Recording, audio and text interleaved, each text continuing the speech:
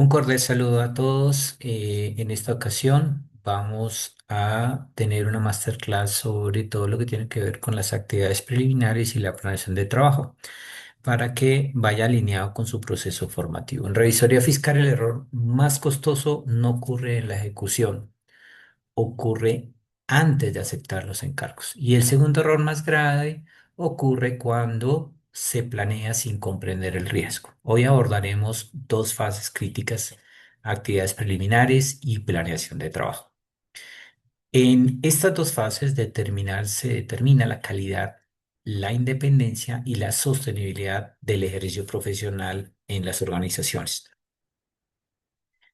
Primero vamos a establecer que el encargo de revisora fiscal no es solamente un trámite, es una decisión técnica, ética y estratégica. El marco normativo relevante a tener en cuenta acá está en el Código de Comercio entre el artículo 203 y el artículo 217, en la Ley 43 del año 1990, especialmente en el artículo octavo y el artículo séptimo, y en las normas internacionales de aseguramiento, específicamente la NIA 210 de aceptación del encargo, la NIA 300 de planeación y la NIA 315 de identificación y evaluación de los riesgos. Aceptar un encargo sin evaluar previamente el riesgo profesional, el riesgo legal y el riesgo reputacional es todo un problema para el profesional contable. Determinar si el encargo debe ser aceptado y bajo qué condiciones requiere de preguntarse cosas como si existe integridad de la administración de la entidad, si hay antecedentes de fraude o de litigios en la organización, alguno de sus miembros de la junta directiva, socios o administrativos, si existen limitaciones al alcance profesional. Aquí estamos ante activación de algo que veíamos anteriormente, que es el escepticismo profesional. También tenemos que considerar el tema de independencia y conflictos de intereses, relaciones financieras, vínculos familiares, servicios previos prestados. Si la independencia está comprometida, el encargo no debe aceptarse. Tengamos en cuenta que esto tiene mucha relación con inhabilidades e incompatibilidades en la prestación de servicio por parte de los profesionales contables. Evaluar este riesgo de forma preliminar nos permite identificar riesgos financieros, riesgos operativos, riesgos legales y, lo que les decía, riesgos reputacionales. No se trata aún de diseñar algún tipo de prueba, no, no es necesario. Se trata de evaluar la exposición a la que nos vamos a ver envueltos nosotros. Por eso es importante formalizar este procedimiento a través de un instrumento de trabajo que todo despacho profesional tiene que tener. En en los textos guías y en el trabajo que van a realizar, ustedes van a desarrollar este instrumento para poder establecer esa información de sus clientes. El documento clave aquí es ese instrumento de investigación preliminar de los clientes respecto a estos asuntos que ya les he estado comentando. El otro documento clave es la propuesta de servicios. La propuesta de servicios tiene que tener una estructura. Recuerden, la revisoría fiscal no es la hoja de vida nuestra, es un servicio profesional que incorpora una serie de elementos, equipos de trabajo, tecnología, recursos, tanto tecnológicos como intelectuales. Y esa propuesta tiene que estar cuantificada. Para eso es importante entender cómo preparamos y estructuramos este documento. Entonces, la propuesta de servicios es otro documento clave en la formalización del encargo.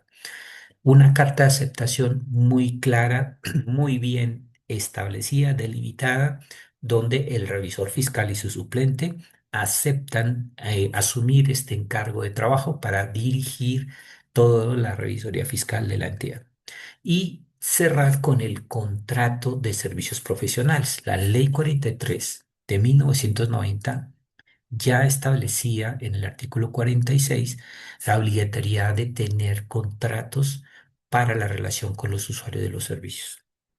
Pese a que en el Código Comercio se habla de un contrato realidad por las funciones y lo que establece la ley, la ley 43 exige un contrato de servicios profesionales y ese contrato no tiene ninguna diferencia con la propuesta de servicios aprobada en una asamblea general. Es decir, la asamblea aprueba la propuesta de servicios donde está toda la estructura de lo que yo voy a prestarles y la contraprestación que voy a recibir por ello.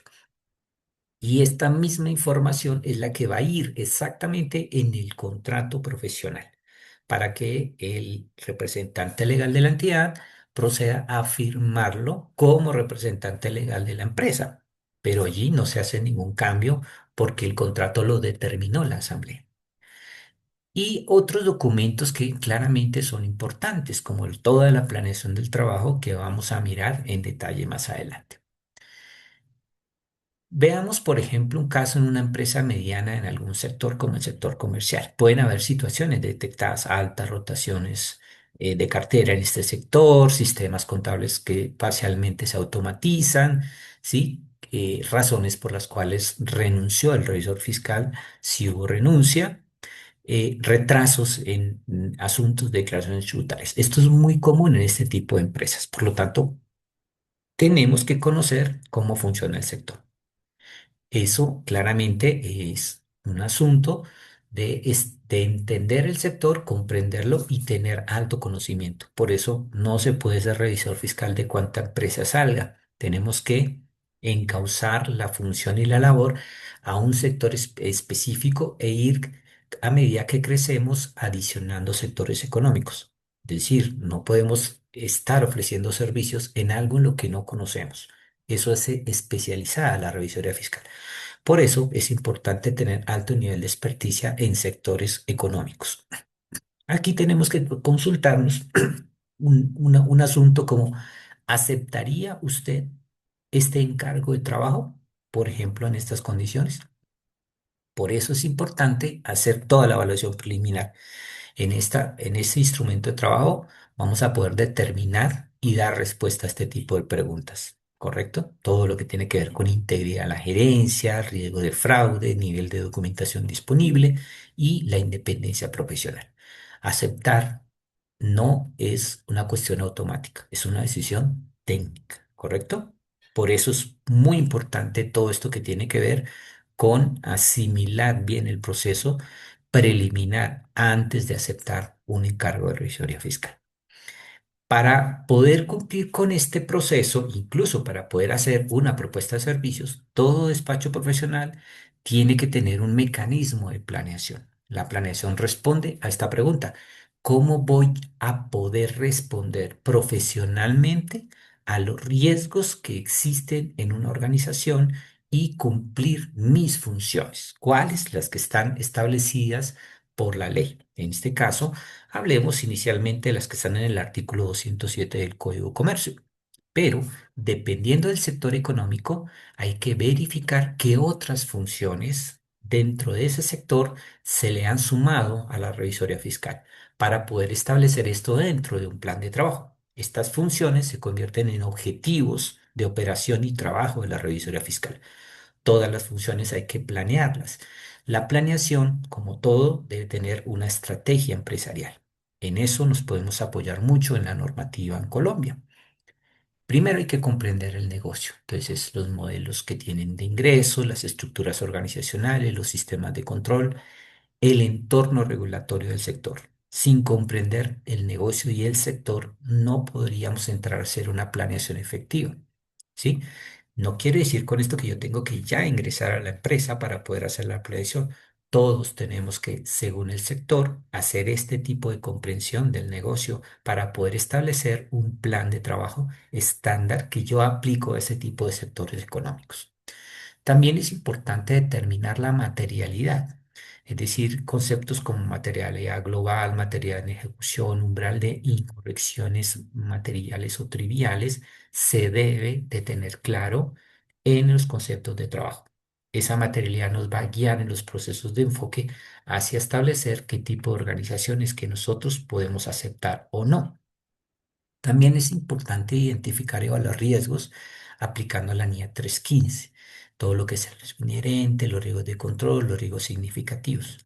Todo esto lo tengo que tener claro como parte del conocimiento en el sector empresarial. Es decir, Vuelvo, insisto, no es que yo ya haya entrado a la empresa, sino yo tengo que conocer mucho el sector y todo este tipo de riesgos que se identifican en el mismo sector para poder establecer una planeación de trabajo. Y tengo que tener estrategia global de trabajo de revisoría fiscal. Es decir, qué tipo de decisiones estratégicas voy a tener en cuenta a partir del nivel de confianza que yo pueda establecer en los controles internos de una organización, el enfoque sustantivo, las pruebas combinadas y el tipo de especialistas que van a incorporarse en el equipo de trabajo. Correcto. Vamos allí a mirar que luego entramos a hacer una programación de trabajo. Ahí, ¿qué vamos a hacer? Vamos a tener claro nuestros objetivos de trabajo que prácticamente son las mismas funciones que tienes que cumplir y vas a establecer una serie de procedimientos específicos. Esos procedimientos específicos van a dar respuesta a una lista de actividades que tú tienes que planificar en un cronograma de trabajo. Esas actividades van a tener responsables y tiene que tener unos tiempos y una estructura de documentación. La planeación no es un documento formal para la prestación del servicio, es decir, es un documento que forma parte de los papeles de trabajo, pero no es un documento que yo formalice en un contrato. Es la arquitectura técnica del encargo de trabajo. Eso es lo que guía el proceso. Recuerden lo que dice, por ejemplo, las normas de auditoría en la Ley 43 del 90, en el artículo octavo, en el artículo séptimo, perdón, en cuanto a la planeación técnica del trabajo. Es decir, allí dice normas relativas al trabajo y la primera es todo trabajo que se preste debe ser técnicamente planeado para poder generar incluso supervisión sobre los equipos de trabajo si los tenemos. Eso es claro en el proceso como tal de trabajo. Entonces aquí viene un análisis para poder establecer cómo voy yo a integrar un cliente dentro de mis portafolios de clientes. Es decir, cómo voy a aceptar el proceso, si es viable, si hay independencia. Eso lo voy a hacer con el proceso preliminar del encargo.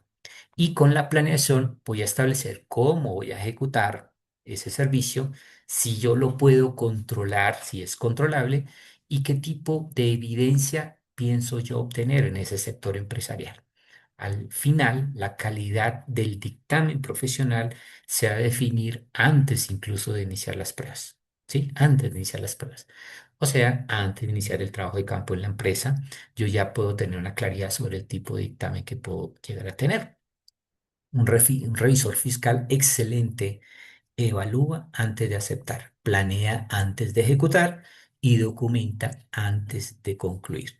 La diferencia entre un profesional técnico y un experto en revisoría fiscal es el criterio aplicado en la fase de preliminar del trabajo y la profundidad estratégica en la fase de planeación. Aceptar sin evaluar es totalmente imprudente.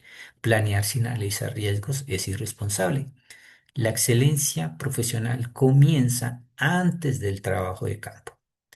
Eso es supremamente clave para poder entender todo este proceso que les estoy indicando. Ahora, voy a entrar a establecer de una forma un poco más precisa el aspecto de la planeación. La planeación, como son una serie de funciones que convierto en objetivos de trabajo, voy a establecer esas actividades que me van a permitir cumplir con cada una de las funciones, o sea, de estos objetivos.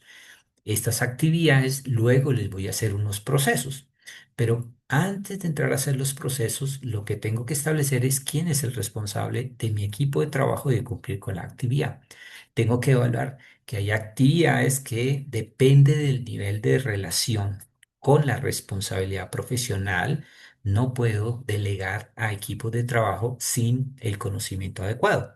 Y hay otras actividades que son mucho más sencillas en las que puedo yo trabajar, por ejemplo, con auxiliares del equipo de trabajo. Eso significa que hay ciertas actividades que voy a tener que incluso vincular a equipos pares externos como abogados, economistas, ingenieros, arquitectos, médicos. Depende del sector económico en el que yo pretenda prestar los servicios profesionales, tengo que tener una vinculación de personas externas con esas capacidades para que me apoyen en el proceso de planificar procesos, de valorar pruebas o evidencias. Entonces, aquí es clave entender que el sector económico al que yo direccione mis servicios me debe permitir estructurar un equipo de trabajo adecuado para prestar ese servicio. Y de esa manera, por eso, voy a tener que planificar todas mis actividades y establecer quiénes son los responsables. La labor del revisor fiscal es planear la revisoría fiscal, dirigir todo el equipo de trabajo, ¿cierto? Organizar la revisoría fiscal y controlar la ejecución, supervisando el cumplimiento de los procesos. Obtener esa evidencia de forma independiente con sus equipos de trabajo para poder tener la capacidad y el juicio de valorarlas de forma adecuada. Eso es importante en el trabajo de la revisoría fiscal. Por eso, lo que les comentaba, nunca puedo emitir un juicio profesional sin tener la debida documentación valorada. Para poder hacer la planeación, luego voy a establecer los tiempos. Entonces, las actividades, asignando quién es el responsable, le voy a asignar unos tiempos. Y esos tiempos también puedo establecer si los hago en un solo mes del periodo completo de trabajo o lo distribuyo en varios meses durante el periodo completo de trabajo.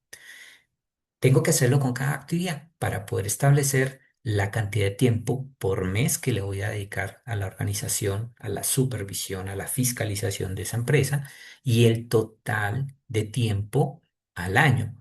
Lo tengo que calcular en cantidad de horas de trabajo. Por eso es importante luego que incorporemos todo un modelo para cobrar honorarios profesionales. Allí vamos a establecer cuál es la tarifa por hora del servicio con el equipo de trabajo adecuado. Y todo esto, tiempos, plan general global, detalle específico, es lo que me va a permitir apoyarme para poder calcular los honorarios, incluyendo estos asuntos en la propuesta de servicios. De tal manera que la empresa que los contrate, primero, tenemos claridad del nivel de riesgo que vamos a aceptar con el cliente que vamos a presentar la propuesta. Y segundo, va con una propuesta técnicamente planeada que nos va a permitir tener claridad hacia dónde vamos a dirigir la revisoría fiscal y soportar el valor, la cuantía de los honorarios profesionales que vamos a cobrar. Sí he escuchado que en algunos casos las empresas tienen unos presupuestos. Correcto. Eso es viable siempre y cuando el presupuesto de la empresa sí esté en orden a lo que nosotros estamos calculando, porque es posible que el presupuesto sea muy bajo y no cumpla con todas las expectativas del servicio. En ese caso, ese tipo de clientes no es un cliente adecuado para los servicios de revisión fiscal. Es un cliente de alto riesgo y ningún profesional que no ejecute esto de forma correcta podría prestarle servicios profesionales a una empresa bajo esas características. Entonces, es importante la parte preliminar del servicio y la parte de planeación del trabajo. Entonces, aquí nos queda un muy buen camino por realizar en este programa. Las actividades están encausadas hacia eso y espero que sea exitoso su proceso formativo.